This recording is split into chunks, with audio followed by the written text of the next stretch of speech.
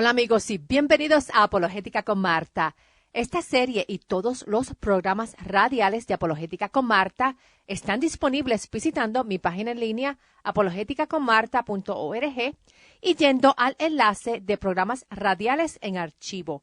También puede encontrar los programas radiales en Facebook bajo Apologética con Marta. Nuevamente el sitio en línea es apologeticaconmarta.org. En el último programa estudiamos sobre descubrimientos arqueológicos que confirman a personas, a lugares y eventos descritos en los libros del Antiguo Testamento. Esos descubrimientos arqueológicos confirman la existencia de reyes como el rey David, confirman que Israel no era una simple tribu, sino que vino a ser un reino poderoso entre todas las naciones. Confirman las historias que explican la caída de Israel y sus batallas.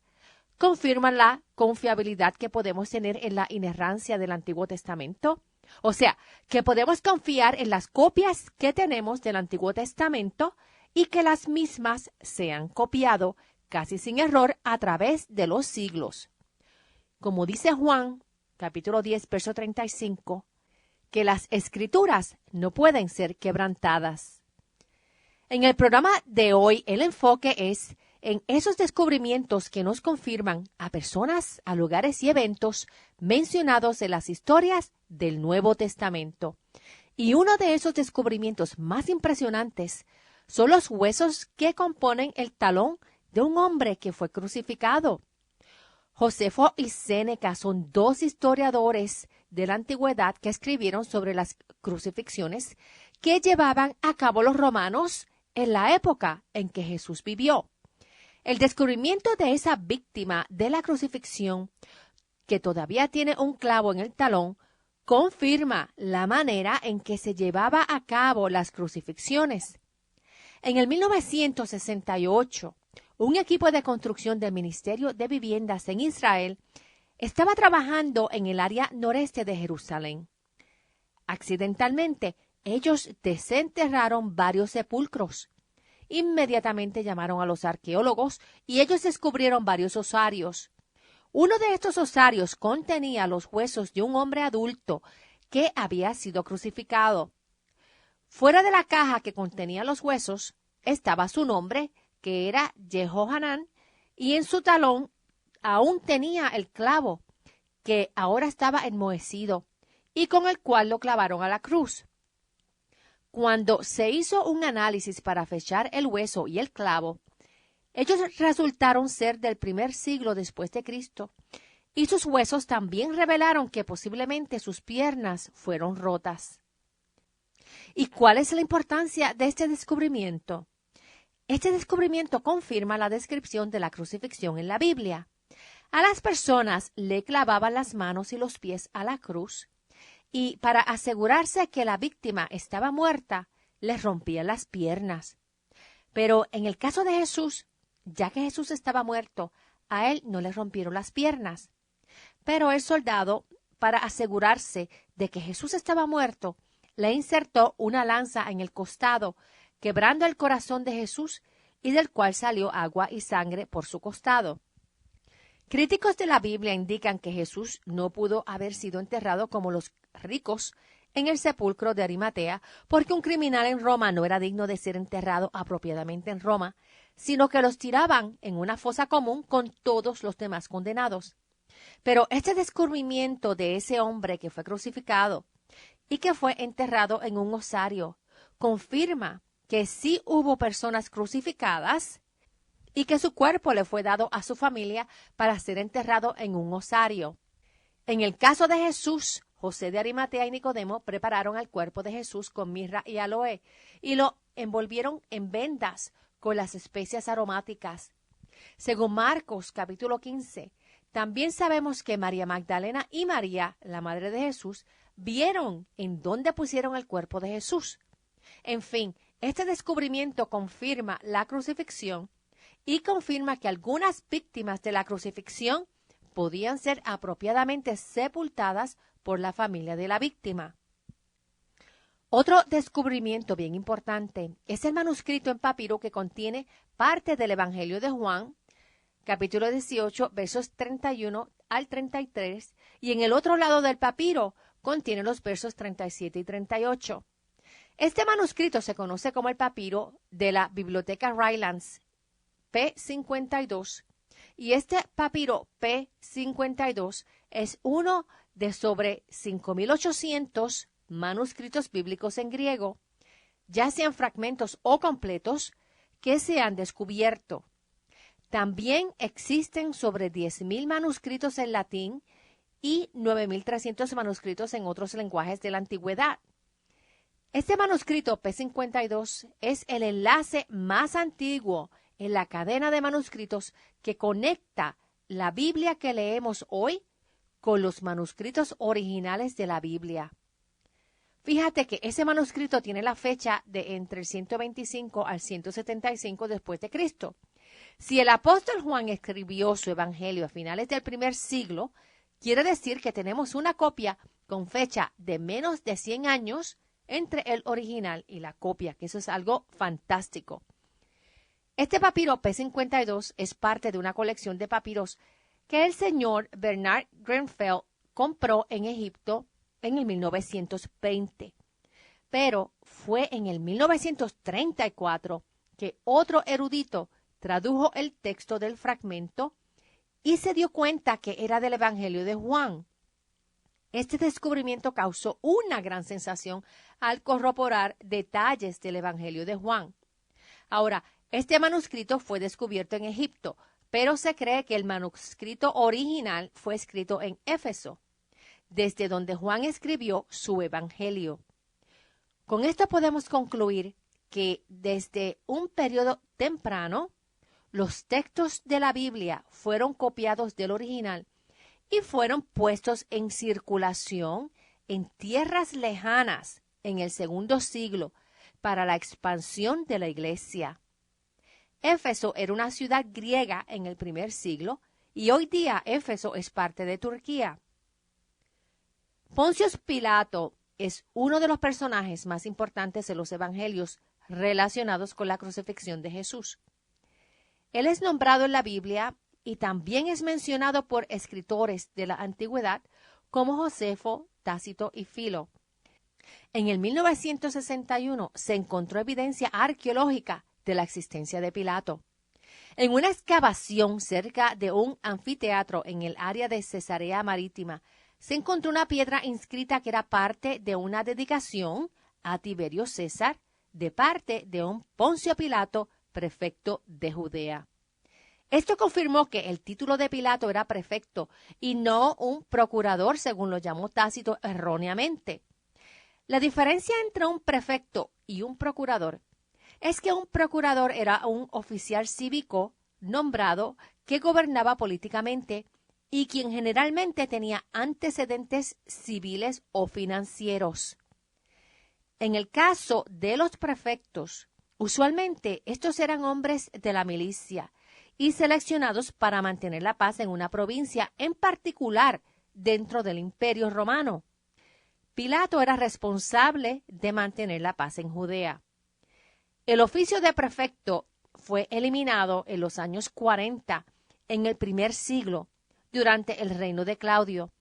Y esto explica la razón del por qué Tácito, cuando él escribió a principios del segundo siglo después de Cristo, él usó el término de procurador con el cual él simplemente estaba familiarizado. Ahora, esa piedra inscrita no es el único descubrimiento con el nombre de Pilato. Entre el 1968 y el 69 se hicieron unas excavaciones en el Herodium y allí se desenterró un aro de cobre. Pero fue en el año 2018 que el aro se limpió, se le tomaron fotografías y se analizó. El aro reveló una inscripción griega que decía de Pilato. Estos aros eran comunes entre los soldados romanos y ya que el nombre de Pilato era un nombre poco común, muchos creen que el aro pertenecía a Poncio Pilato o a uno de sus sirvientes. La inscripción en la piedra con el nombre de Pilato provee evidencia arqueológica que apoya la historia del prefecto de Judea, Poncio Pilato, quien entregó a Jesús para ser crucificado. Otro descubrimiento arqueológico es una inscripción que confirma la historia que leemos en Hechos, capítulo 18, verso 12, con referencia a Galión. En esa historia, el apóstol Pablo está en su segundo viaje misionero y estuvo 1 año y medio en Corinto. Hechos 18, verso 12 dice: mientras Galión era gobernador de Acaya, los judíos a una atacaron a Pablo y lo condujeron al tribunal. La inscripción Galión también se conoce como la inscripción Delfi, porque se encontró en la ciudad de Delfi, en Grecia. Esta inscripción es un grupo de 9 fragmentos y fue escrita por el emperador Claudio. En la inscripción, Claudio habla sobre preservar el culto de Apolo en Delfi y hace referencia que dice: Junius Galión, mi amigo y procónsul. La inscripción indica que Claudio ha sido aclamado emperador 26 veces. La inscripción tiene fecha entre enero y agosto del año 52 después de Cristo. El doctor Andrew Steinman escribió un libro sobre cronología bíblica y él indicó que los procónsules usualmente asumían sus cargos en mayo 1 y servían por solamente 1 año. Por esto, entonces podemos saber que Galión sirvió como procónsul de Acaya desde mayo 1 del 51 después de Cristo hasta el final de abril del 52 después de Cristo. Quiere decir que con esta información podemos saber cuándo fue que el apóstol Pablo estaba en Corinto. Hechos 18, verso 12 dice que mientras Galión era gobernador de Acaya, los judíos aún atacaron a Pablo y lo condujeron al tribunal. Esto indica que el apóstol Pablo fue llevado ante Galión por los judíos en algún momento a mediados del año 51. La inscripción de Galión sirve como un punto fijo de partida con el cual podemos ponerle fecha a una gran porción del ministerio de Pablo y de la historia de los primeros años de la iglesia. Otro descubrimiento arqueológico bien famoso es el osario de Caifás, y él es una figura bien importante en los evangelios. En el 1990, un equipo de construcción estaba construyendo un parque de agua cerca de Jerusalén cuando la excavadora levantó el techo de un sepulcro del primer siglo. Como de costumbre en Israel, inmediatamente llamaron a los arqueólogos y ellos descubrieron varios osarios. Los osarios son las cajas en donde colocan los huesos del difunto y era una tradición en el primer siglo. Uno de los osarios tenía un nombre inscrito que decía: Josefo, hijo de Caifás. Dentro del osario se encontraron los huesos de 6 personas, incluyendo los huesos de un hombre de 60 años de edad y que los eruditos creen que son los huesos del mismo Caifás. Según Mateo 26, versos 3 al 4, dice que Caifás fue el sumo sacerdote que presidió sobre el juicio de Jesús y que con artimañas los sacerdotes y ancianos del pueblo buscaban cómo arrestar a Jesús para matarlo. Josefo, quien fue un historiador de la antigüedad, escribió que el nombre completo de Caifás era José Caifás, y Caifás mantuvo su nombramiento de sumo sacerdote desde los años 18 al 36 después de Cristo. Muchos eruditos están de acuerdo y convencidos de que ese es el osario del sumo sacerdote Caifás, que tuvo un papel prominente en el juicio de Jesús. El osario de Caifás se encuentra en exhibición en el Museo de Israel en Jerusalén. La inscripción de Erasto es otro descubrimiento arqueológico que confirma la veracidad del Nuevo Testamento. Cuando el apóstol Pablo escribió su carta a los romanos desde la ciudad de Corinto, leemos en el capítulo 16, en el verso 23, que él envió saludos de parte de Erasto, el tesorero de la ciudad. La palabra griega para tesorero es oikonomos, que significa gerente o administrador. ese es un término general que puede ser aplicado a oficiales de la ciudad de alto rango o a un esclavo que era responsable de administrar una vivienda. En el 1929, varios arqueólogos estaban excavando en Corinto y descubrieron una inscripción en una gran piedra del suelo cerca del teatro. La misma tiene fecha de a mediados del siglo I después de Cristo y dice: Erastos, a cambio de su liderato, puso este pavimento corriendo con sus gastos. O sea que él pagó por ese proyecto. Las letras de la inscripción originalmente fueron llenas con bronce. Erasto fue un hombre de mucha influencia en la ciudad de Corinto, responsable del mantenimiento de edificios y de calles. Erasto trabajó con Pablo en sus misiones. En Hechos 19, verso 22 dice que Pablo envió a sus ayudantes Timoteo y Erasto a Macedonia para ayudar en la obra de Dios. Esta inscripción confirma la existencia de Erasto en la historia bíblica, confirma su relación con el apóstol Pablo y la obra que estaban llevando a cabo en los viajes misioneros de Pablo. El descubrimiento arqueológico del estanque de Siloé confirma a personas, a lugares y a eventos en el Nuevo Testamento. En Juan capítulo 9 leemos la historia de un ciego de nacimiento que fue sanado por Jesús. Cuando Jesús vio al ciego, Jesús escupió en el suelo, hizo barro con la saliva y se lo untó en los ojos al ciego. Jesús le dijo al ciego que se levantara y fuera al estanque de Siloé a lavarse la cara.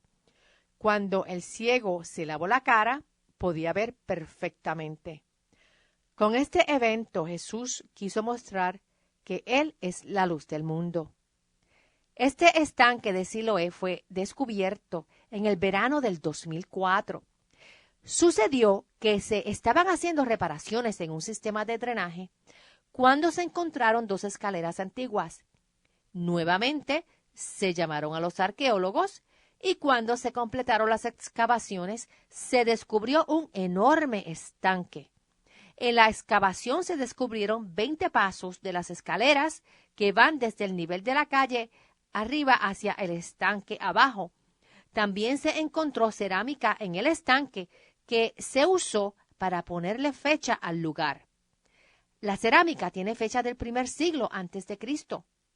Al lado sur del estanque se descubrió una pared grande con fecha del periodo del Antiguo Testamento. La palabra Siloé significa enviado. Varias tradiciones rabínicas identificaban al estanque de Siloé como el estanque del Mesías. Este estanque era la única fuente de agua fresca dentro de las paredes de la ciudad antigua de Jerusalén. El estanque de Siloé fue construido por el rey Ezequías en el siglo 8 a.C. En Segunda de Reyes, capítulo 20, en el verso 20, dice que el rey Ezequías construyó el estanque y el acueducto para proveer agua en Jerusalén. El estanque era lleno de agua por el túnel que Ezequiel construyó, cortando por casi 2,000 pies de piedra sólida. Este es el túnel que estudiamos en el último episodio. El túnel canalizaba el agua desde Gihón hasta el estanque, localizado en el área sureste de la ciudad. El estanque original era de como 53 pies de largo, 18 pies de ancho y 19 pies de profundidad. Jerusalén y el estanque fueron destruidos por los babilonios en el 586 a.C. Pero 70 años después, Nehemías reconstruyó las paredes de la ciudad y parte de la obra fue la de reparar el estanque de Siloé. Durante el reino de Herodes el Grande se hicieron mejoras al estanque. Se expandió en tamaño y se embelleció con arcos alrededor del estanque. Para esa época, los pobres y los enfermos frecuentemente iban al estanque para bañarse. El estanque estaba cerca del templo que Jesús visitó. El agua del estanque se usaba para ceremonias especiales en el templo durante el Festival de los Tabernáculos. Cada mañana durante el festival, el sacerdote tomaba una copa de oro, iba al estanque de Siloé, la llenaba con agua del estanque y la regresaba al altar. Luego, cuando los judíos recitaban Salmos 113 al Salmo 118, el sacerdote derramaba el agua en el lado oeste del altar y otro sacerdote derramaba una ofrenda de vino en el lado este del altar. Este rito representaba Isaías 12, verso 13, que dice: con alegría sacarán ustedes agua de las fuentes de la salvación. Sin embargo, en el octavo y último día del festival, el rito no se repetía.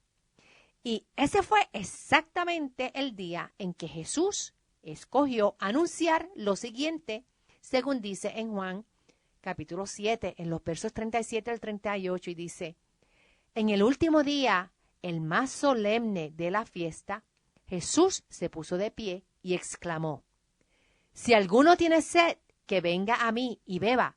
De aquel que cree en mí, como dice la Escritura, brotarán ríos de agua viva.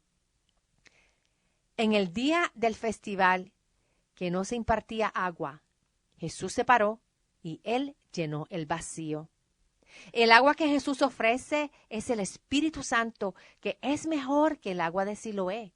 Cuando Jesús ofreció el agua de vida, Jesús se identificó a sí mismo como la roca en el desierto que los acompañó durante el Éxodo y que dio agua a los hebreos durante los 40 años de su travesía. Jesús es tu roca y tu fortaleza. Jesús es la fuente de la vida eterna. Si no le has entregado tu vida a Jesús, te exhorto a que lo invites hoy a tu corazón, para que comiences a vivir una vida nueva llena de su presencia en tu corazón y con la promesa de la resurrección a la vida eterna que solo Él puede proveer. Te invito también a que visites mi página en Facebook, Apologética con Marta, y la página en línea apologeticaconmarta.org, en donde puedes encontrar todos los programas radiales en archivo, incluyendo los podcasts de esta serie, tanto por fecha de transmisión como por tema. Allí también vas a encontrar libros recomendados en la apologética cristiana y enlaces de otras organizaciones dedicadas aquí para adultos y estudiantes en el conocimiento de Dios mediante la apologética cristiana. Nuevamente, el enlace es apologeticaconmarta.org. Y si tienen alguna pregunta o comentario, me pueden llamar al 404-483-4132. Es 404-483-4132.